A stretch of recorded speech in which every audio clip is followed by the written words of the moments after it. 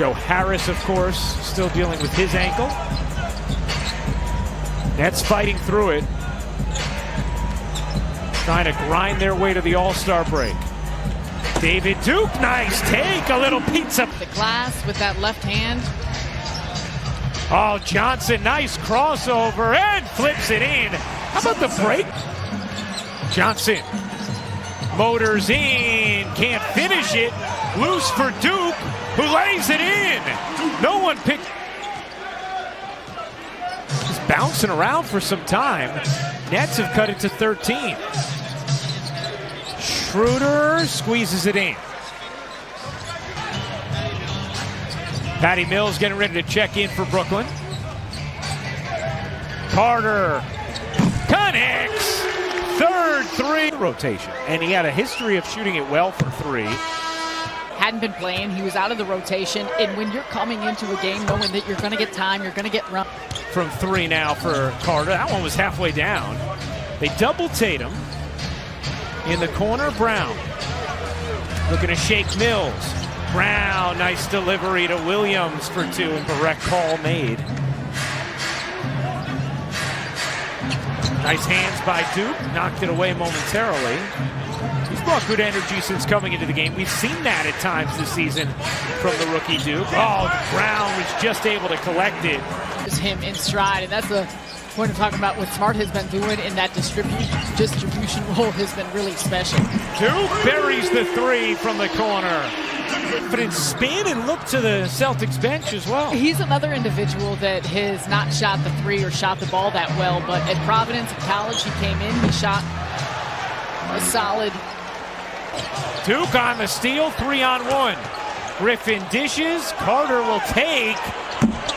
Can't hit, Blake there for the tip. That was the good stuff, and we remember a lot of good stuff from Cam Thomas and how he's been playing lately. The good news, bad news. But you start with the bad. That's right. Yep. Off the trap, shot clock fading. Bembry nearly got to it. Williams finds Smart off one leg, and oh my. That kind of stretch for Brooklyn. Pretty great defense played the whole possession. Exactly what they were trying to accomplish, they did. That's just a tough make off of it. Bembry spinning, nuzzling, can't finish. Here comes Brown leading the break for Boston. Marcus Smart. That's what you're talking about, Sarah. And he'll shoot it confidently regardless of what his percentages often look like. The other thing with Boston, how they've been playing lately, and especially with this group, they're the 7th slowest pace in the league. But during this stretch, they're playing at a faster clip, and you see it with how they've been able to run. Bembry rolls and gets rejected by Williams. 4th in the league in blocks for a reason. Brown on the other end finishes. And the lead is back to 23. Griffin kicks. Duke sets himself up. Short. Griffin there for the follow. Griffin doing a really nice job with his tracking, his timing, attacking the offensive glass. See the 8 second chance points by Brooklyn already. Brown, Smart.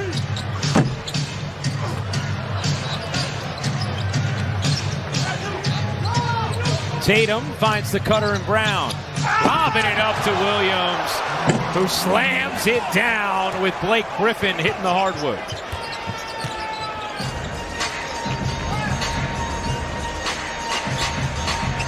"15 assists already for Boston." We talked about their improved ball movement. Carter can't hit that three.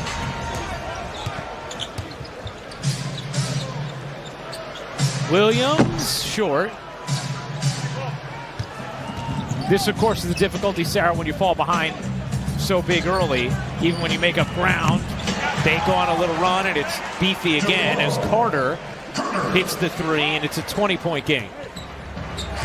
Javon Carter, 4 for 7 from downtown. Rest of the Nets are 1 for 10.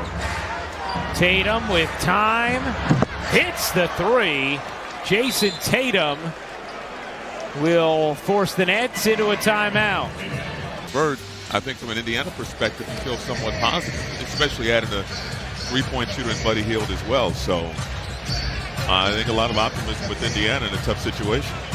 For those who do not know, this is not an addition to the segment. Michael is from Indianapolis. Do you think, Michael, if you still had the talk show, would the fans be celebrating this one tomorrow morning or no in Indianapolis? They would be. Williams throws it down. They. Sounds like a no.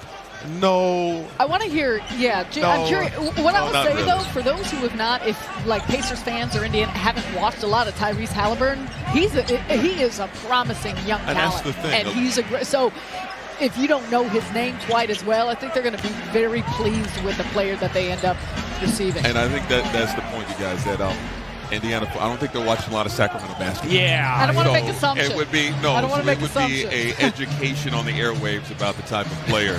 But they've had an unorthodox jump shot 3-point shooter in the past in Indiana that turned out pretty well. Not to jump the gun. I'd say so. But Jaylen Brown fouled. He will shoot 3. And Sharp on the closeout just goes right into Brown, doesn't give him room to land, easy call. And that's a part of Day'Ron Sharper has talked about things he needs to improve upon. And I think, Grady, you've talked to him about this as well. Some of the first things are trying to limit the fouls and make sure, understanding timing and body control. And when he was getting more run prior to Nicholas Claxton coming back in, that was an area that he was very susceptible